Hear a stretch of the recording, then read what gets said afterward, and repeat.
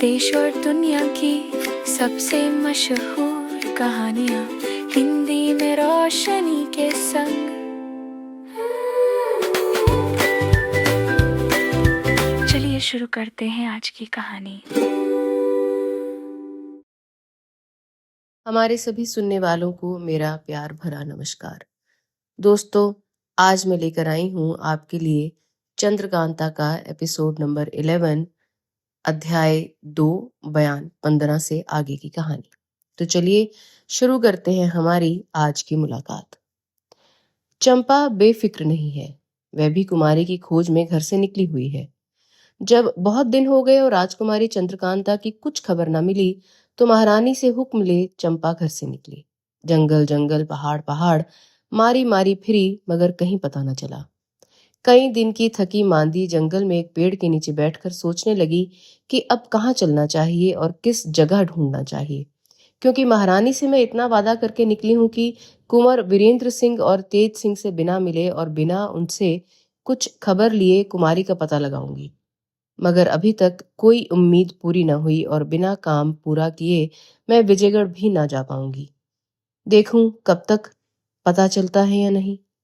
जंगल में एक पेड़ के नीचे बैठी हुई चंपा इन सब बातों को सोच रही थी कि सामने से 4 आदमी सिपाहियाना पोशाक पहने, ढाल तलवार लगाए, एक एक तेगा हाथ में लिए आते दिखाई दिए।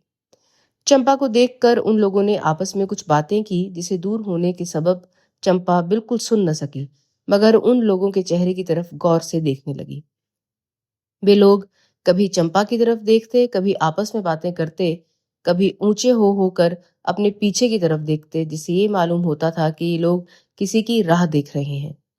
थोड़ी देर बाद वे चारों चंपा के चारों तरफ हो गए और पेड़ों के नीचे छाया देखकर बैठ गए। चंपा का जी खटका और सोचने लगी कि ये लोग कौन हैं, चारों तरफ से मुझको घेर कर क्यों बैठ गए और इनका क्या इरादा है, अब यहाँ बैठना चाहिए या नहीं। ये सोचकर उठ खड़ी हुई और एक तरफ का रास्ता लिया, मगर उन चारों ने जाने न दिया। दौड़कर घेर लिया और कहा, तुम कहाँ जाती हो? ठहरो, हमारे मालिक दम भर में आ जाते हैं, उनके आने तक बैठो। वे आ लें तब हम लोग उनके सामने ले चल के सिफारिश करेंगे और नौकर रखा देंगे। खुशी से तुम रहना, इस तरह से कहाँ तक जंगल जंगल मारी फिरोगी? चंपा ने कहा, मुझे नौकरी की जरूरत नहीं जो मैं तुम्हारे मालिक के आने की राह देखूं। मैं नहीं ठहर सकती। एक सिपाही बोला, नहीं नहीं, तुम जल्दी ना करो, ठहरो, हमारे मालिक को देखोगी तो खुश हो जाओगी। ऐसा खूबसूरत जवान तुमने कभी ना देखा होगा, बल्कि हम कोशिश करके तुम्हारी शादी उनसे करा देंगे। चंपा गुस्से में बोली, होश में आकर बात करो, नहीं तो दुरुस्त कर दूंगी। खाली औरत ना समझना, तुम्हारे ऐसे 10 को मैं कुछ नहीं समझती। चंपा की ऐसी बात सुनकर उन लोगों को बड़ा अचंभा हुआ। एक दूसरे का मुंह देखने लगे। चंपा फिर आगे बढ़ी। एक ने हाथ पकड़ लिया। बस, फिर क्या था। चंपा ने झट कमर से खंजर निकाल लिया और बड़ी फुर्ती के साथ 2 को जख्मी करके भागी। बाकी के 2 आदमियों ने उसका पीछा किया, मगर कब तक कर सकते थे। चंपा भागी तो मगर उसकी किस्मत ने भागने नहीं दिया। एक पत्थर से ठोकर खा बड़े जोर से गिरी। चोट भी ऐसी लगी कि उठ न सकी। तब तक ये दोनों भी वहां आ गए। अभी इन लोगों ने कुछ कहा भी नहीं था कि सामने से एक काफिला सौदागरों का आ पहुंचा, जिसमें लगभग 200 आदमियों के करीब होंगे। उनके आगे आगे एक बूढ़ा आदमी था, जिसकी लंबी सफेद दाढ़ी, काला रंग, भूरी आंखें, उम्र लगभग 80 वर्ष की होगी।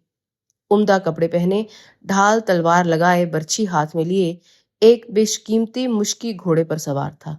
साथ में उसके एक लड़का, जिसकी उम्र 20 वर्ष से ज्यादा न होगी, रेख तक न निकली थी, बड़े ठाठ के साथ एक नेपाली टांगन पर सवार था, जिसकी खूबसूरती और पोशाक देखने से मालूम होता था कि कोई राजकुमार है।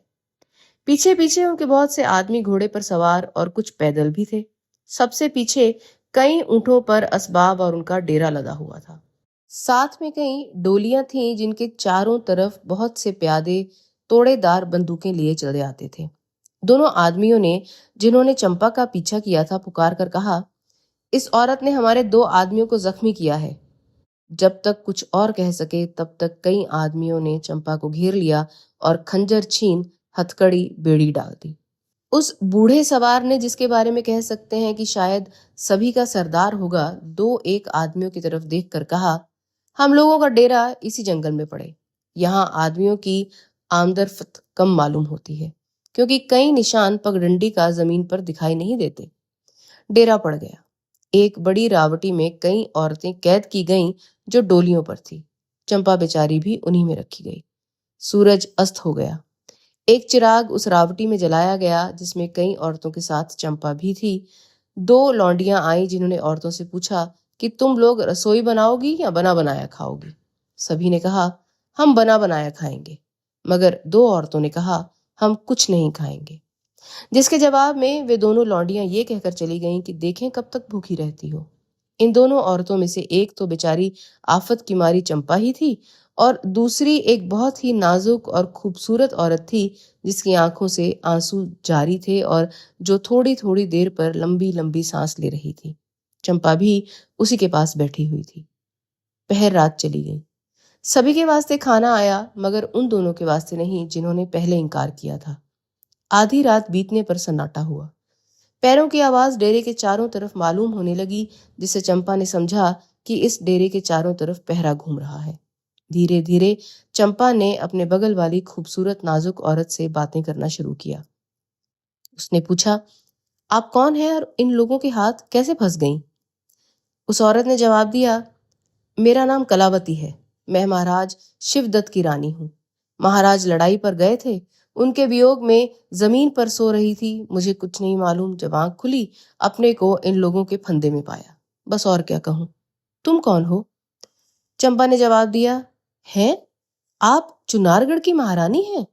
हाय रे, आपकी ये दशा! वाह विधाता, तू धन्य है। मैं क्या बताऊं, जब आप महाराज शिवदत्त की रानी हैं तो कुमारी चंद्रकांता को भी आप जरूर ही जानती होंगी। मैं उन्हीं की सखी हूं। उन्हीं की खोज में मारी मारी फिरती थी कि इन लोगों ने पकड़ लिया। ये दोनों आपस में धीरे धीरे बातें कर रही थी कि बाहर से एक आवाज आई, कौन है? भाग के कौन निकल गया? महारानी डर गई, मगर चंपा को कुछ खौफ नहीं मालूम हुआ। बात ही बात में रात बीत गई। दोनों में से किसी को नींद ना आई। कुछ कुछ दिन भी निकल आया। वही दोनों लौंडियां जो भोजन कराने आई थी इस समय फिर आई। तलवार दोनों के हाथ में थी। इन दोनों ने सभी से कहा, चलो पारी पारी से मैदान हो आओ। कुछ औरतें मैदान गईं, मगर ये दोनों अर्थात महारानी और चंपा उसी तरह बैठी रहीं। किसी ने जिद भी नहीं की। पहर दिन चढ़ आया होगा कि इस काफिले का बूढ़ा सरदार एक बूढ़ी औरत को लिए इस डेरे में आया जिसमें सब औरतें कैद थीं। बुढ़िया ने पूछा, इतनी ही हैं या और भी हैं? सरदार ने जवाब दिया, बस इस वक्त तो इतनी ही है। अब तुम्हारी मेहरबानी होगी तो और हो जाएंगी। बुढ़िया बोली, देखिए तो सही, मैं कितनी औरतें फंसा लाती हूँ। हाँ, अब बताइए किस मेल की औरत लाने पर कितना इनाम मिलेगा? सरदार बोला, देखो ये सब एक मेल में है। इस किस्म की लाओगी तो 10 रुपए मिलेंगे, चंपा की तरफ इशारा करके।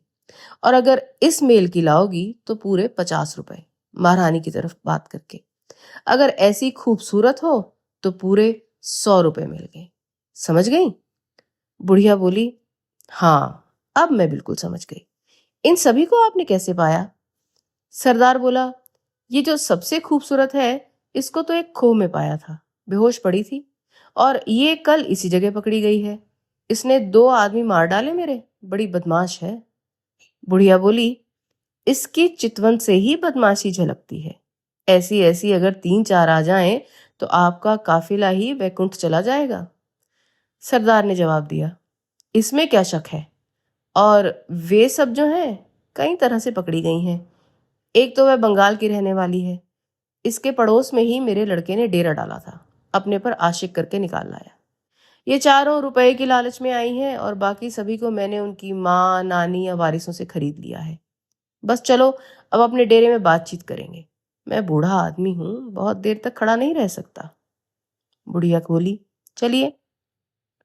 दोनों उस डेरे से रवाना हुए। इन दोनों के जाने के बाद सब औरतों ने खूब गालियां दी। मुए को देखो, अभी और औरतों को फंसाने की फिक्र में लगा है। ना मालूम ये बुढ़िया इसको कहाँ से मिल गई, बड़ी शैतान मालूम होती है। कहती है देखो मैं कितनी औरतें फंसा लाती हूँ। हे परमेश्वर, इन लोगों पर भी तेरी कृपा बनी रहती है। न मालूम ये डायन कितनों के घर चौपट करेगी। चंपा ने उस बुढ़िया को खूब गौर करके देखा और आधे घंटे तक कुछ सोचती रही, मगर महारानी को सिवाय रोने के और कोई धुन नहीं थी। हाय, महाराज की लड़ाई में क्या दशा हुई होगी, वे कैसे होंगे, मेरी याद करके कितने दुखी होते होंगे। धीरे धीरे यही कह के रो रही थी। चंपा उसको समझाने लगी, महारानी सब्र करो, घबराओ मत, मुझे पूरी उम्मीद हो गई, ईश्वर चाहेगा तो अब हम लोग बहुत जल्दी यहाँ से छूट जाएंगे। क्या करूं, मैं हथकड़ी बेड़ी में पड़ी हूं, किसी तरह ये खुल जाती तो मैं इन लोगों को मजा चखाती। लाचार हूं कि ये मजबूत बेड़ी सिवाय कटने के दूसरी तरह खुल नहीं सकती और इसका कटना यहाँ मुश्किल है। इसी तरह रोते कलपते आज का दिन भी बीता। शाम हो गई। बूढ़ा सरदार फिर डेरे में आ पहुंचा, जिसमें औरतें कैद थीं। साथ में सवेरे वाली बुढ़िया, आफत की बुढ़िया, एक जवान खूबसूरत औरत को लिए आई। बुढ़िया, मिला लीजिए, अव्वल नंबर की है या नहीं? सरदार बोला, अव्वल नंबर की तो नहीं, हाँ दूसरे नंबर की है। 50 रुपए की आज तुम्हारी बोहनी हुई, इसमें शक नहीं। बुढ़िया ने कहा, खैर 50 ही सही, यहाँ कौन गिरह की जमा लगती है, कल फिर आऊंगी, चलिए। इस समय इन दोनों की बातचीत बहुत धीरे धीरे हुई। किसी ने सुना नहीं, मगर होठों के हिलने से चंपा कुछ कुछ समझ गई। वह नई औरत जो आज आई बड़ी खुश दिखाई देती थी, हाथ पैर खुले थे। तुरंत ही इसके वास्ते खाने को आया। इसने भी खूब लंबे चौड़े हाथ लगाए, बेखटके उड़ा गई। दूसरी औरतों को सुस्त और रोते हुए देखकर हंसती और चुटकियां लेती थी। चंपा ने भी जी में सोचा, ये तो बड़ी भारी बला है, इसको अपने कैद होने और फंसने की कोई फिक्र ही नहीं। मुझे तो कुछ खटका मालूम होता है। बयान 16। कल की तरह आज की रात भी नींद नहीं आई। रात बीत गई। लौंडियों के साथ सुबह को सब औरतें पारी पारी मैदान भेजी गईं। महारानी और चंपा आज भी नहीं गई। चंपा ने महारानी से पूछा, आप जब से इन लोगों के हाथ फंसी हैं, कुछ भोजन किया या नहीं? उन्होंने जवाब दिया, महाराज से मिलने की उम्मीद में जान बचाने के लिए दूसरे तीसरे दिन कुछ खा लेती हूँ, क्या करूं, कुछ बस नहीं चलता। थोड़ी देर बाद 2 आदमी इस डेरे में आए। महारानी और चंपा से बोले, तुम दोनों बाहर चलो, आज हमारे सरदार का हुक्म है कि वे सब औरतें मैदान में पेड़ों के नीचे बैठाई जाएं, जिससे मैदान की हवा लगे और तंदुरुस्ती में कोई फर्क न पड़ने आए। ये कहकर दोनों बाहर को हो लिए। वे औरतें जो मैदान में गई थीं, बाहर ही एक बहुत घने महुए के तले बैठी हुई थीं। ये दोनों भी उसी तरफ जाके बैठ गईं। चंपा चारों तरफ निगाह दौड़ाकर देखने लगी। दोपहर दिन चढ़ आया होगा। वही बुढ़िया जो कल एक औरत ले आई थी, आज फिर एक जवान औरत कल से भी ज्यादा खूबसूरत लिए हुए पहुंची। उसे देखते ही बूढ़े मियाँ ने बड़ी खातिर से अपने पास बिठाया और उस औरत को उस जगह भेज दिया जहां सब औरतें बैठी हुई थी। चंपा ने आज इस औरत को भी बारीक निगाह से देखा। आखिर उससे रहा ना गया। ऊपर की तरफ मुंह करके बोली, मी सगमता। वह औरत जो आई थी चंपा का मुंह देखने लगी। थोड़ी देर के बाद वह भी अपने पैर के अंगूठे की तरफ देख और हाथों से उसे मलती हुई बोली, चपकला छठ में बाप परोफस, चुप रहोगी तो तुम्हारी जान जाएगी। फिर दोनों में से कोई ना बोली। शाम हो गई। सब औरतें उस रावटी में पहुंच गईं। रात को खाने का सामान पहुंचा। महारानी और चंपा के सिवाय सभी ने खाया। उन दोनों औरतों ने तो खूब ही हाथ फेरे जो नई फंस कर आई थी। रात बहुत चली गई। सन्नाटा हो गया। रावटी के चारों तरफ फिर पहरा फिरने लगा। रावटी में एक चिराग जल रहा है। सब औरतें सो गई हैं, सिर्फ 4 जाग रही हैं, महारानी, चंपा और वो दोनों जो नई आई है। चंपा ने उन दोनों की तरफ देखकर कहा, कड़ाक भी टेटी, नो से पारो फेस तो, मेरी बेड़ी तोड़ दो, नहीं तो गुल मचाकर गिरफ्तार करा दूंगी। एक ने जवाब दिया, तीमसे को, तुम्हारी क्या दशा होगी? फिर चंपा ने कहा, रानी की सेगी, रानी का साथ दूंगी। उन दोनों औरतों ने अपनी कमर से कोई तेज औजार निकाला और धीरे से चंपा की हथकड़ी और बेड़ी काट दी। अब चंपा लापरवाह हो गई। उसके होठों पर मुस्कुराहट मालूम होने लगी। दोपहर रात बीत गई। यकायक उस रावटी को चारों तरफ से बहुत से आदमियों ने घेर लिया। शोरगुल की आवाज आने लगी। मारो पकड़ो की आवाज सुनाई देने लगी। बंदूक की आवाज कान में पड़ी। अब सब औरतों को यकीन हो गया कि डाका पड़ा है और लड़ाई हो रही है। खलबली मच गई। रावटी में जितनी औरतें थीं इधर उधर दौड़ने लगी। महारानी घबराकर चंपा चंपा पुकारने लगी, मगर कहीं पता नहीं, चंपा दिखाई न पड़ी। वे दोनों औरतें जो नई आई थीं आकर कहने लगी, मालूम होता है चंपा निकल गई, मगर आप मत घबराइए, ये सब आप ही के नौकर हैं जिन्होंने डाका मारा है। मैं भी आप ही की ताबेदार हूं। औरत न समझिए, मैं जाती हूं। आपके वास्ते कहीं डोली तैयार होगी, लेकर आता हूं। ये कहकर दोनों ने रास्ता लिया। जिस रावटी में औरतें थीं उसके 3 तरफ आदमियों की आवाज कम हो गई। सिर्फ चौथी तरफ, जिधर और बहुत से डेरे थे, लड़ाई की आहट मालूम हो रही थी। 2 आदमी जिनका मुंह कपड़े या नकाब से ढका हुआ था, डोली लिए हुए पहुंचे और महारानी को उस पर बैठाकर बाहर निकल गए। रात बीत गई। आसमान पर सफेदी दिखाई देने लगी। चंपा और महारानी तो चली गई थीं, मगर और सब औरतें उसी रावटी में बैठी हुई थीं। डर के मारे चेहरा जर्द हो रहा था। एक का मुंह एक देख रही थी। इतने में पन्नालाल, रामनारायण और चुन्नीलाल एक डोली जिस पर किम ख्वाब का पर्दा पड़ा हुआ था लिए हुए उस रावटी के दरवाजे पर पहुंचे।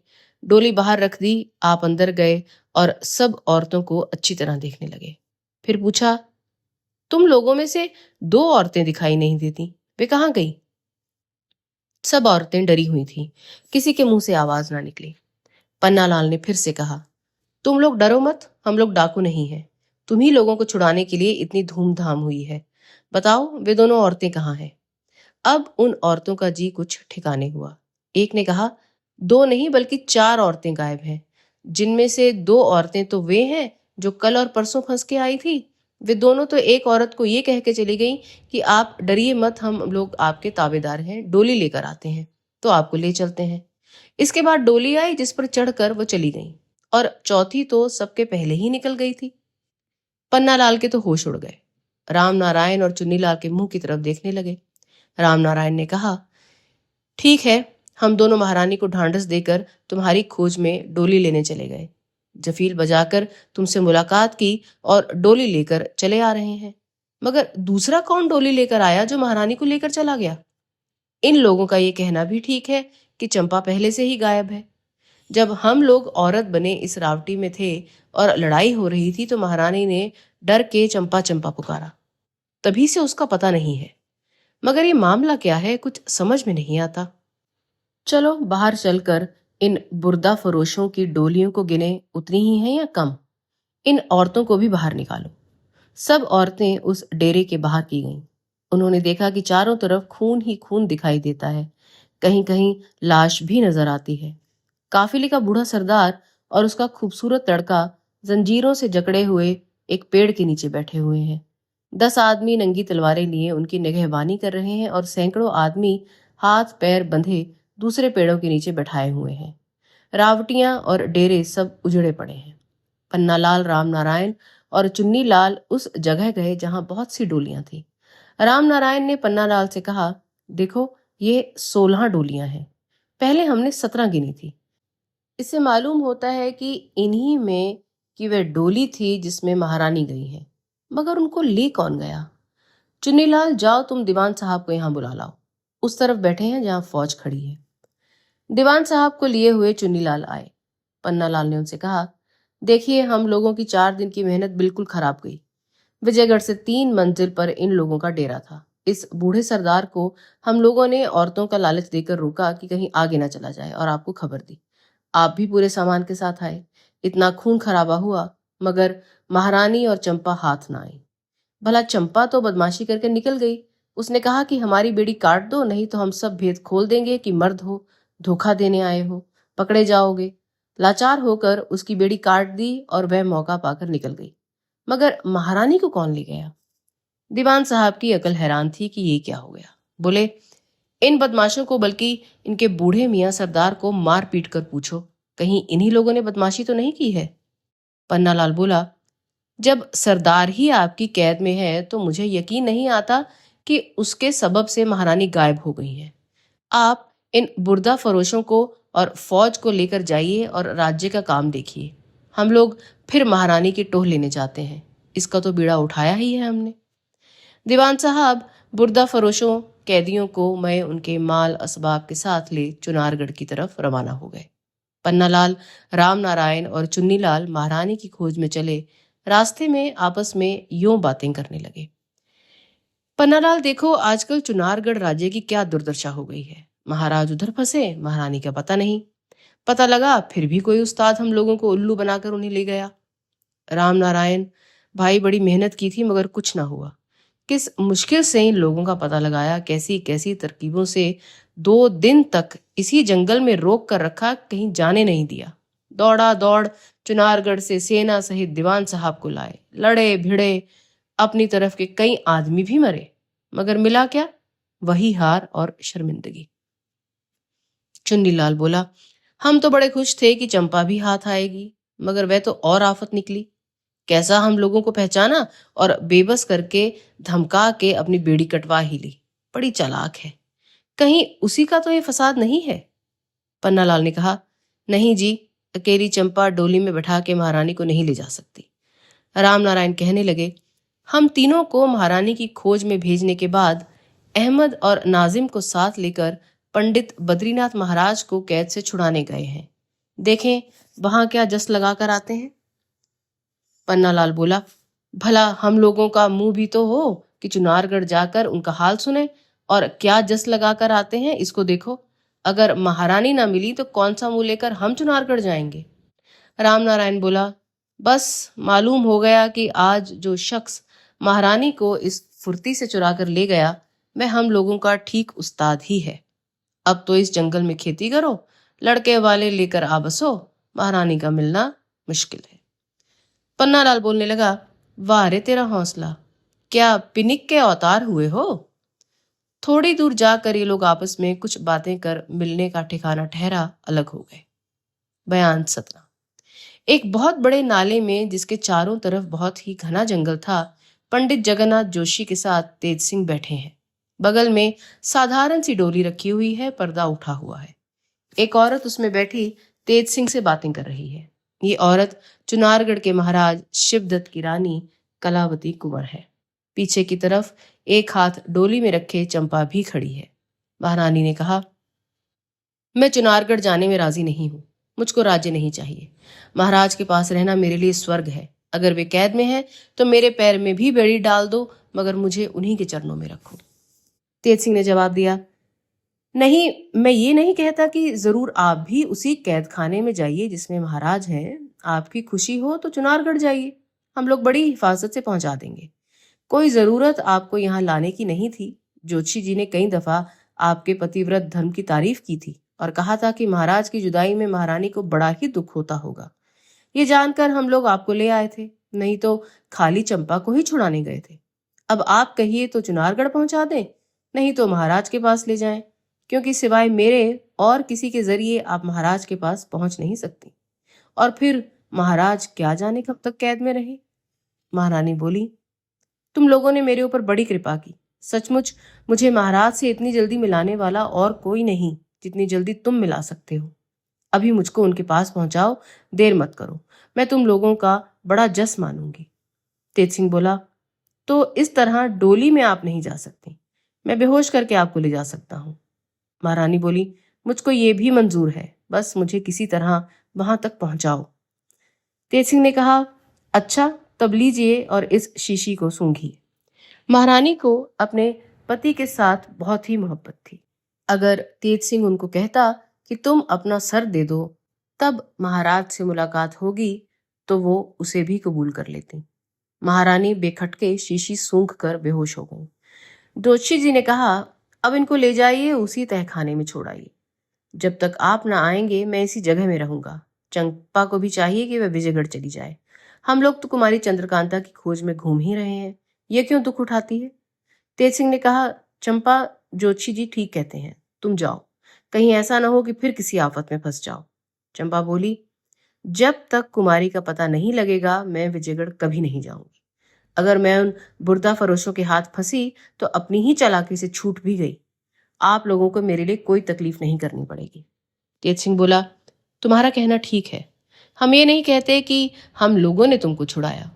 हम लोग तो कुमारी चंद्रकांता को ढूंढते हुए यहाँ तक पहुंच गए और उन्हीं की उम्मीद में बुर्दा फरोशों का डेरा देख लिया। उनको तो ना पाया, मगर महारानी और तुम फंसी हुई दिखाई दी, छुड़ाने की फिक्र हुई। पन्नालाल रामनारायण और चुन्नीलाल को महारानी को छुड़ाने के लिए कोशिश करते देख हम लोग ये समझकर अलग हो गए कि मेहनत वे लोग करें, मौके पे मौका हम लोगों को भी काम करने का मिल ही जाएगा। सो ऐसा ही हुआ भी। तुम अपनी ही चालाकी से छूटकर बाहर निकल गई, हमने महारानी को गायब किया। खैर, इन सब बातों को जाने दो। तुम ये बताओ कि घर न जाओगी तो क्या करोगी, कहाँ ढूंढोगी? कहीं ऐसा ना हो कि हम लोग तो कुमारी की खोज कर विजयगढ़ ले जाएं और तुम महीनों तक मारी मारी फिरो। चंपा ने कहा, मैं एकदम से ऐसी बेवकूफ नहीं हूं, आप बेफिक्र रहें। तेज सिंह को लाचार होकर चंपा को उसकी मर्जी पर छोड़ना पड़ा और ज्योतिषी जी भी उसी जंगल में छोड़कर महारानी को गठरी में बांधकर कैद खाने वाली खो की तरफ रवाना हुए, जिसमें महाराज कैद थे। चंपा भी एक तरफ को रवाना हो गई। तो दोस्तों, यहाँ समाप्त होता है बयान 17 और हमारी आज की मुलाकात भी। आशा करती हूँ कि आपको हमारी कहानियां सुनने में आनंद आता होगा। बस ऐसे ही अपना प्यार हमें देते रहिए और हमसे जुड़े रहिए। मैं हूँ आपकी दोस्त रोशनी और आप सुन रहे हैं बातचीत and short stories with Roshni.